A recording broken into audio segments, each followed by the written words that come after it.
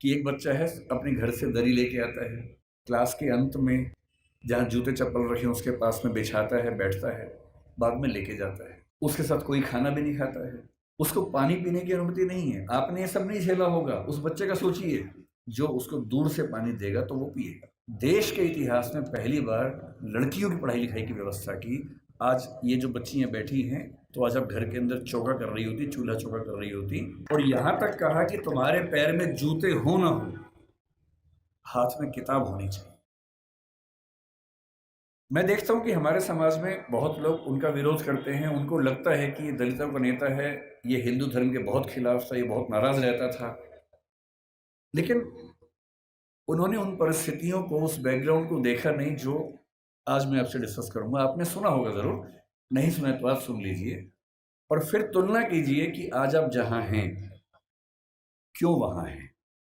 अगर अंबेडकर साहब ना होते या ज्योतिबा फुले ना होते, उसके 500 साल पहले कबीरदास ना होते, उसके 2000 साल पहले बुद्ध ना होते, तो दरअसल हम वहाँ नहीं होते जहाँ जब बैठे। क्या उन्होंने क्या झेला अंबेडकर जी ने? जब वो 6 साल के हुए, यहीं पैदा हुए, यही उनका घर है, मुझे बताया गया इसी घर में उनका जन्म हुआ। आप लोग कितने सौभाग्यशाली हैं कि आप यहाँ आते हैं। मैं तो पहली बार जीवन में आया हूँ। तो जब वो पैदा हुए इसी जगह है, क्योंकि उनका सौभाग्य था कि वो एक सूबेदार के बेटे थे, इसी सेना में काम करने वाले। वो जिस समाज में थे, उस समाज के बच्चे स्कूल में नहीं पढ़ते थे, उनको पढ़ने की अनुमति नहीं थी।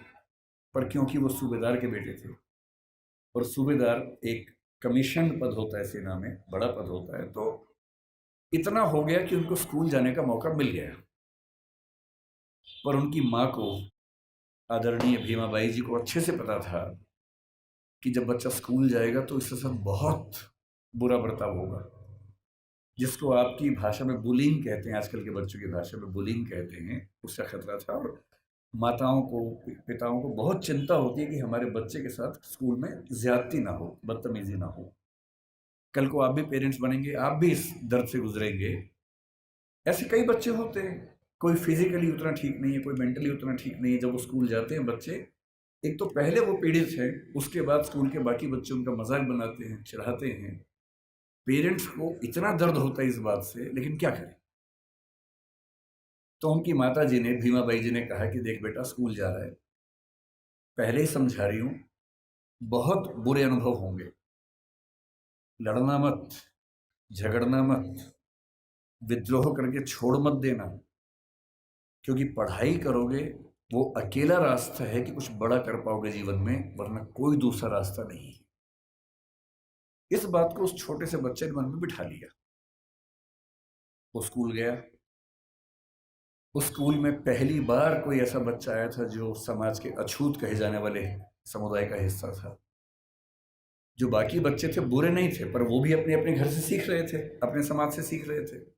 उनको ये पता था कि ऐसे बच्चों के साथ नहीं बैठना है, दूर रहना है। तो व्यवस्था हुई कि वो स्कूल में क्लास के सबसे अंत में, जहाँ सारे बच्चों के जूते चप्पल रखे हैं, उसके पड़ोस में एक दरी छोटी सी बिछा के बैठेंगे, और दरी भी खुद लेके आएंगे ताकि स्कूल में कोई और व्यक्ति अपवित्र ना हो।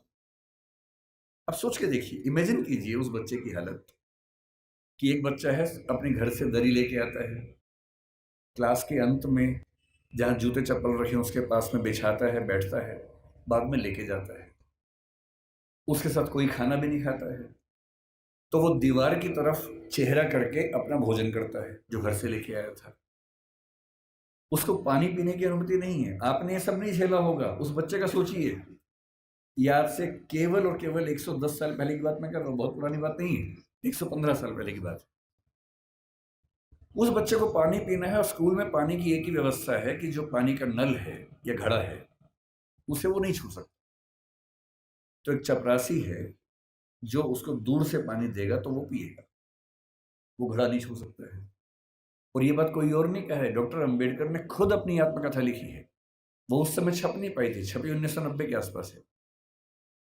अंग्रेजी में उस आत्मकथा के कुल 6 अध्याय हैं। उसका नाम है वेटिंग फॉर ए वीजा। ये उन्हीं की पुस्तक है। उसमें केवल 6 अध्याय हैं, जिनमें से 4 अध्यायों में उन्होंने अपने अनुभव बताए हैं और 2 में बाकियों के अनुभव बताए हैं। और जो पहला अनुभव है वो यही अनुभव है। इतने बुरे अनुभवों से गुजरने के बाद इस व्यक्ति को गुस्सा क्यों नहीं आएगा? इस व्यक्ति के अंदर नफरत पैदा क्यों नहीं होती। ऐसा ही था 1848 में ज्योतिराव फूले के साथ। फूले अंग्रेजी माध्यम से पढ़े हुए व्यक्ति थे और जब पढ़ाई खत्म हुई उनकी 1847 में, 1848 में उनके एक मित्र ने, जो कि उच्च जाति का था, कहा कि मेरी शादी है तो मेरी शादी में आना। इनको भी लगा ठीक है चलता हूं, उसी शादी में चले गए।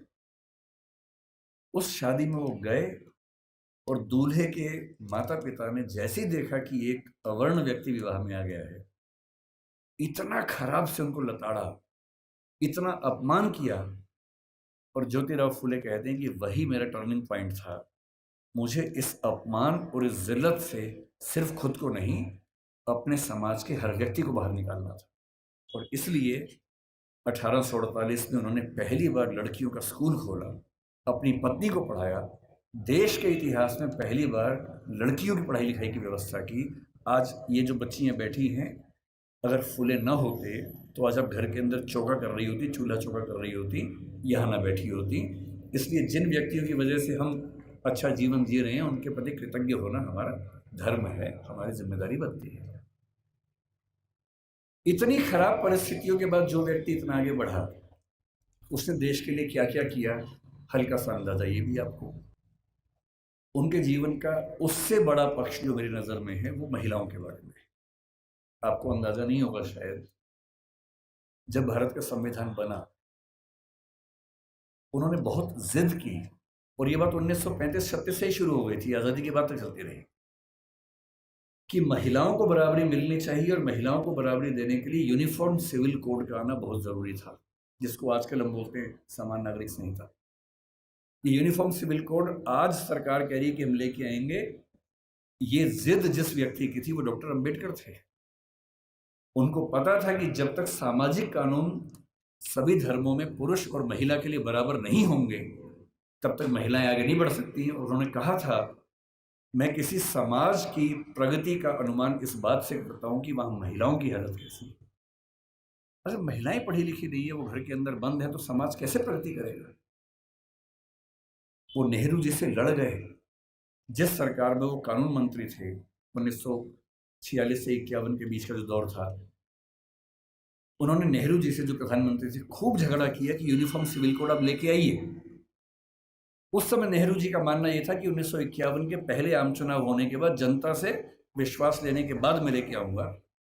और अंबेडकर साहब ने नाराज होकर इस मुद्दे पर देश के कानून मंत्री के पद से इस्तीफा दिया और एक भाषण दिया जिसमें कहा कि नेहरू जी ने अपने वायदे को निभाया नहीं है और महिलाओं की बराबरी के लिए जो प्रयास करना चाहिए वो प्रयास कर नहीं रहे।